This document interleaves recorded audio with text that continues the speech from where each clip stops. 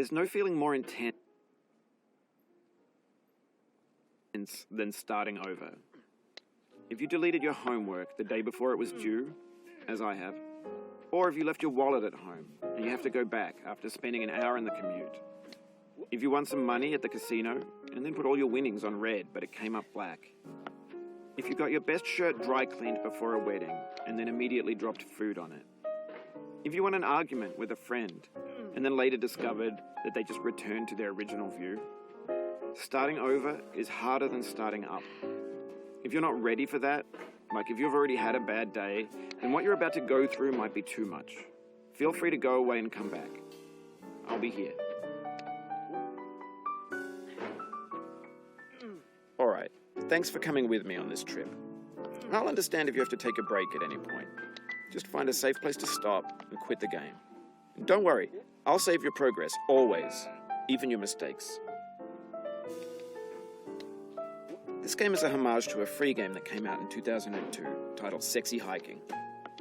The author of that game was Jazuo, a mysterious Czech designer who was known at the time as the father of B games.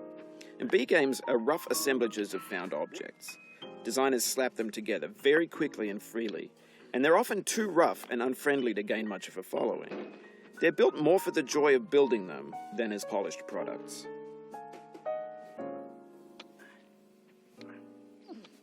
In a certain way, Sexy Hiking is the perfect embodiment of a B game. It's built almost entirely out of found and recycled parts, and it's one of the most unusual and unfriendly games of its time. In it, your task is simply to drag yourself up a mountain with a hammer. And that act of climbing, in the digital world or in real life, has certain essential properties that give the game its flavor. No amount of forward progress is guaranteed. Some cliffs are too sheer or too slippery. And the player is constantly, unremittingly in danger of falling and losing everything. Anyway, when you start Sexy Hiking, you're standing next to this dead tree that blocks the way to the entire rest of the game. It might take you an hour to get over that tree, and a lot of people never got past it. You prod and you poke at it, exploring the limits of your reach and your strength, trying to find a way up and over. And there's a sense of truth in that lack of compromise. Most obstacles in video game worlds are fake. You can be completely confident in your ability to get through them once you have the correct method or the correct equipment or just by spending enough time. In that sense, every pixelated obstacle in Sexy Hiking is real. The obstacles in Sexy Hiking are unyielding, and that makes the game uniquely frustrating. But I'm not sure Jazuo intended to make a frustrating game. The frustration is just essential to the act of climbing, and it's authentic to the process of building a game about climbing. A funny thing happened to me as I was building this mountain. I'd have an idea for a new obstacle, and I'd build it, test it, and it would usually turn out to be unreasonably hard. But I couldn't bring myself to make it easier. It already felt like my inability to get past the new obstacle was my fault as a player rather than as a builder. Imaginary mountains build themselves from our efforts to climb them, and it's our repeated attempts to reach the summit that turns those mountains into something real. When you're building a video game world, you're building with ideas, and that can be like working with quickset cement. You mold your ideas into a certain shape that can be played with, and in the process of playing with them, they begin to harden and set until they're immutable, like rock. And at that point, you can't change the world. Not without breaking it into pieces and starting fresh with new ideas.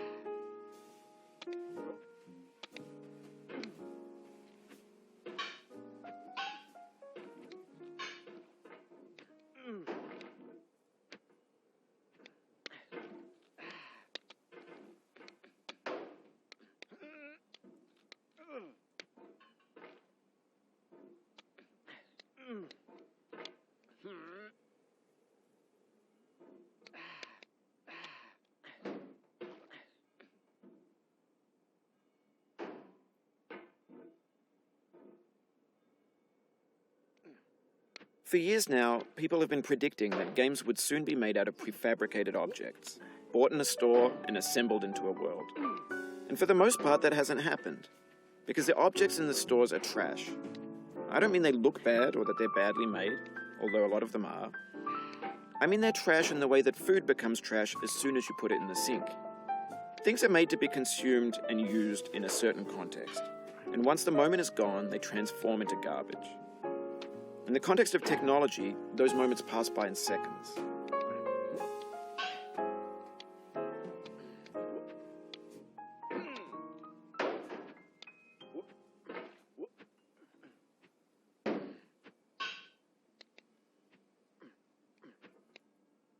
Over time, we've poured more and more refuse into this vast digital landfill that we call the internet. It now vastly outnumbers and outweighs the things that are fresh and untainted and unused. When everything around us is cultural trash, trash becomes the new medium, the lingua franca of the digital age. And you can build culture out of trash. But only trash culture. B games, B movies, B music, B philosophy. Maybe this is what digital culture is. A monstrous mountain of trash, the ash heap of creativity's fountain. A landfill with everything we ever thought of in it. Grand, infinite, and unsorted. There's 3D models of breakfast, Gen X's fanfic novels, Scan magazines, green screen Shia LaBeouf, banned stuff scenes on LiveLeak. Facebook's got lifelike bots with unbranded adverts and candid shots of Kanye and Taylor Swift mashups, car crash epic failed GIFs, Russian dashcam vids, discussions of McRibs, discarded, forgotten, unrecycled, muddled, rotten, untitled. Everything's fresh for about 6 seconds, until some newer thing beckons, and we hit refresh. And there's years of persevering, disappearing into the pile, out of style, out of sight. In this context, it's tempting to make friendly content that's gentle, that lets you churn through it but not earn it. Why make something demanding if it just gets piled up in the landfill, filed in with the bland things? When games were new, they wanted a lot from you, daunting you, taunting you, resetting and delaying you. Players played stoically. Now everyone's turned off by that. They want to burn through it quickly, a quick fix for the fickle, some tricks for the clicks of the feckless. But that's not you, you're an acrobat. You could swallow a baseball bat. Now I know, most likely you're watching this on YouTube or Twitch, while some dude with 10 million views does it for you, like a baby bird being fed chewed up food. That's culture too.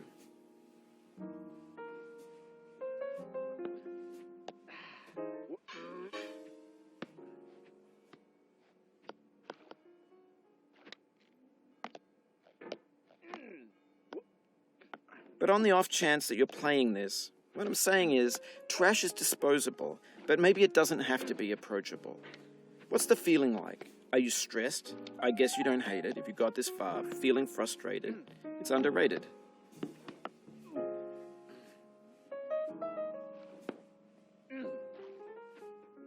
An orange is sweet, juicy, bitter peel. That's not how I feel about a challenge. I only want the bitterness. It's coffee. It's grapefruit. It's licorice.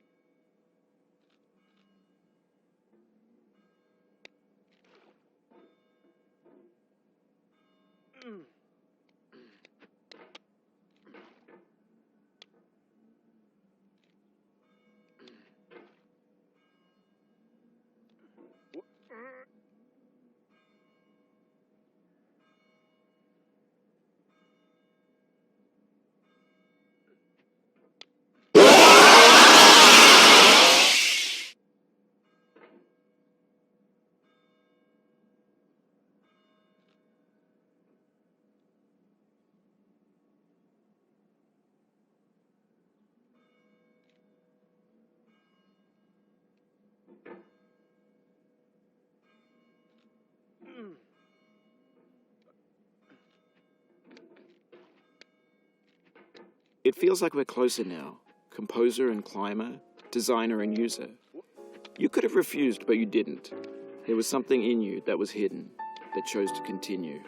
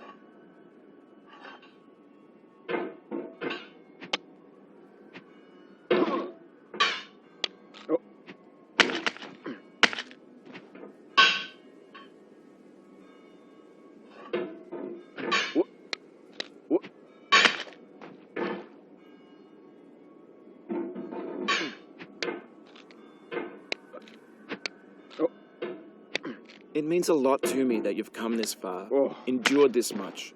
Every wisecrack, every insensitivity, every setback you've forgiven me is a kingly gift that you've given me.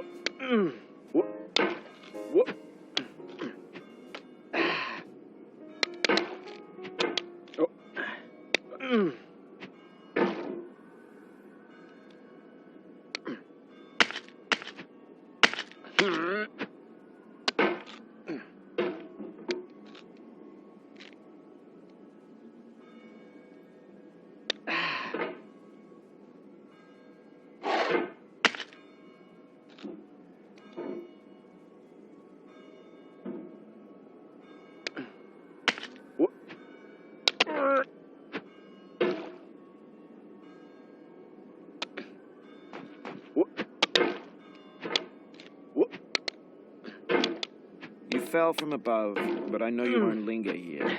Your hammer's no longer, your jump is no stronger, but your hunger will tell.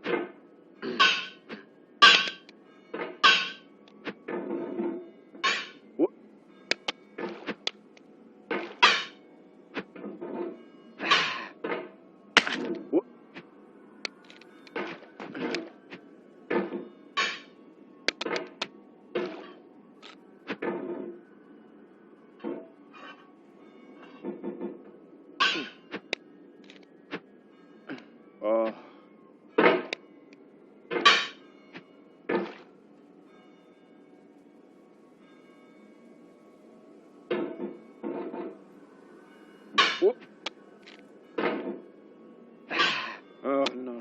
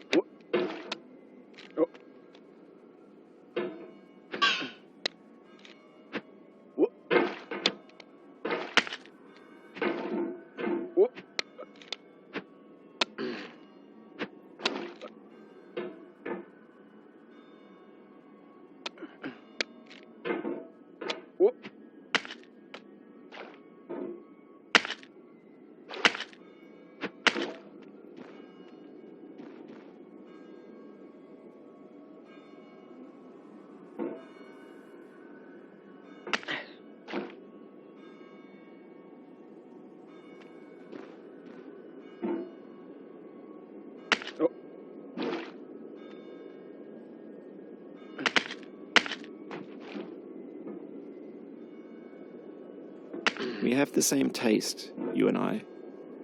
It's not ambition. It's ambition's opposite. An obdurate mission to taste defeat. You'll feel bad if you win, so I put this snake in for you.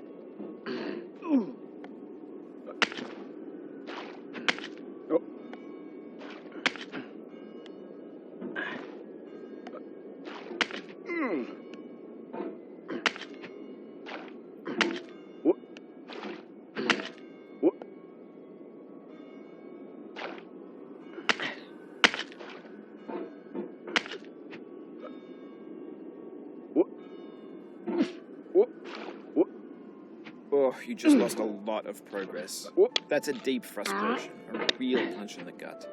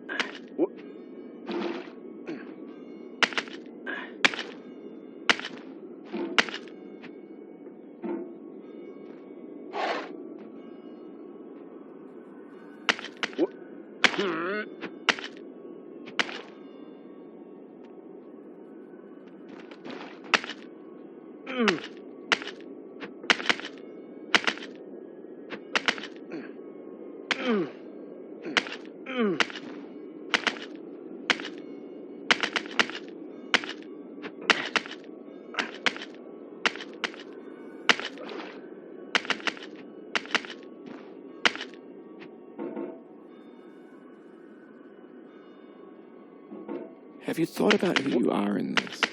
Are you the man in the pot, Diogenes? Are you his hand? Are you the top of his hammer? I think not. Where your hand moves, the hammer may not follow, nor the man, nor the man's hand. In this you're his will, his intent, the embodied resolve in his uphill ascent.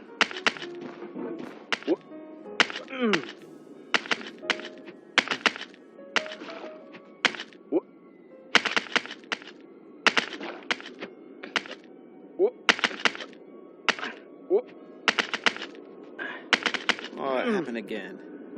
Keep on trying. Don't let it get to you.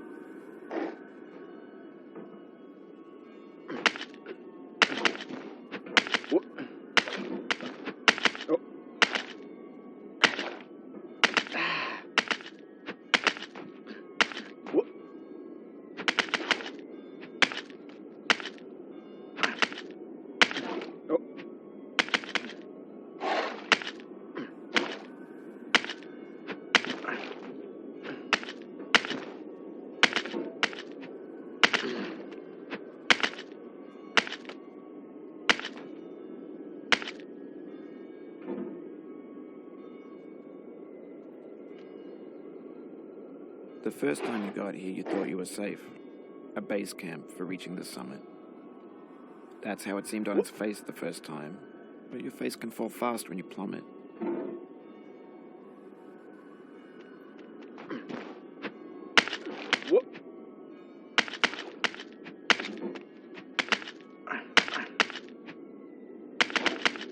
This thing that we call failure is not the falling down, but the staying down. Mary Pickford.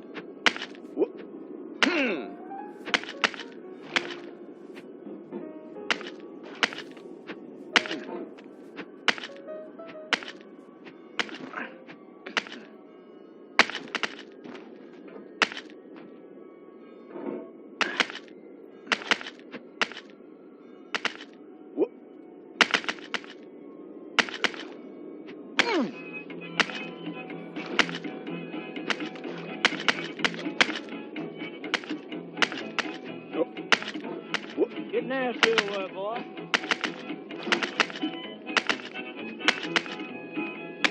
Going down the road feeling bad. I'm going down the road feeling bad.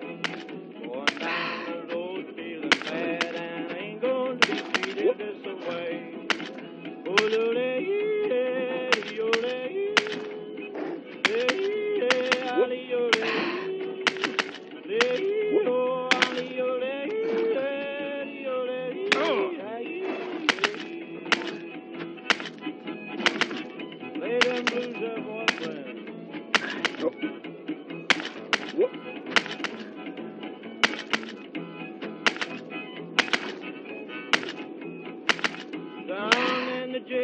on my knees, down in jail on my knees, down in jail on my knees, and I ain't going to be treated this way. They feed me on cornbread and cheese. They feed me on cornbread and cheese. They feed me on cornbread and cheese, and I ain't going to be treated this way.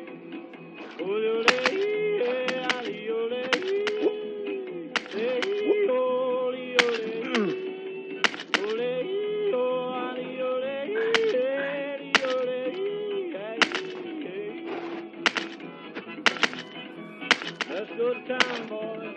Hey, buddy. Oh, no.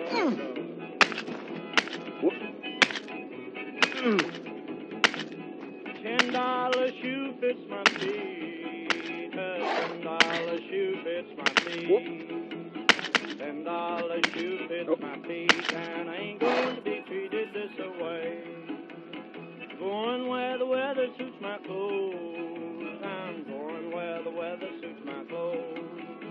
I'm going where the weather suits my clothes, and I ain't going to be treated this way.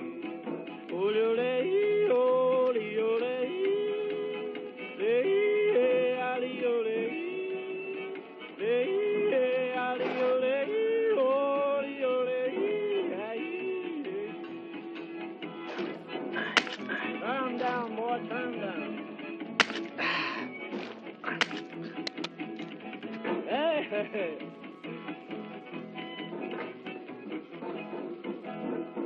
Now, you've conquered the ice cream, the platforms, the church, and the rectory, the living room and the factory, the playground, the construction site, the granite rocks, and the lakeside. You've learned to hike. There's no way left to go but up, and in a moment, I'll shut up. But let me say, I'm glad you came.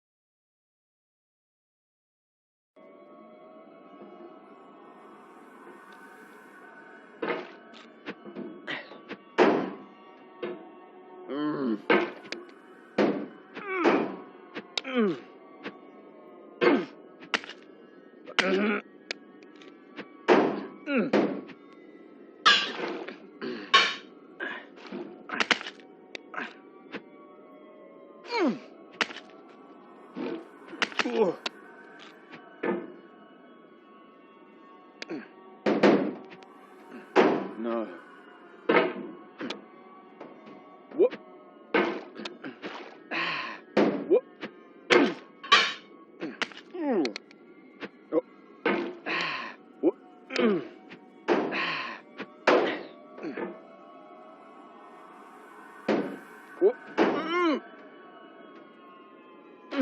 The soul would have no rainbow had the eyes no tears.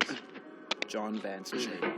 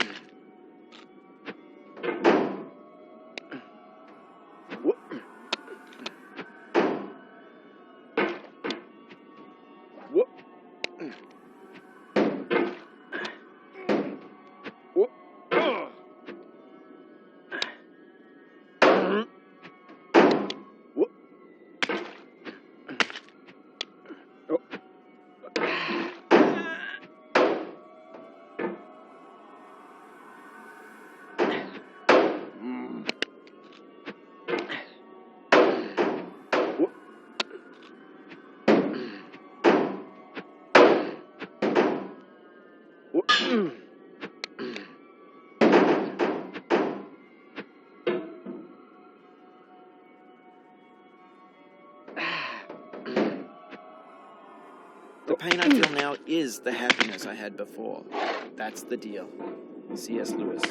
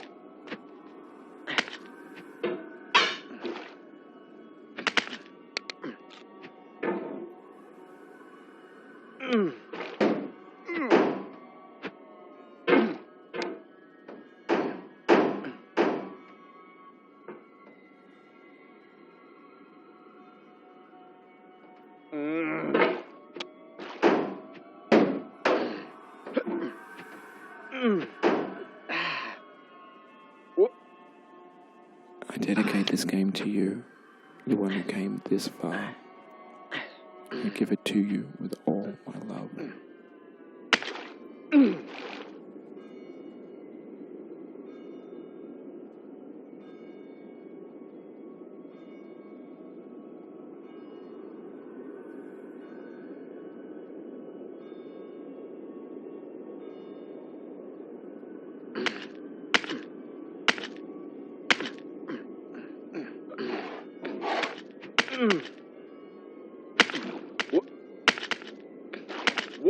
I feel within me a peace above all earthly dignities, a still and quiet conscience. William Shakespeare.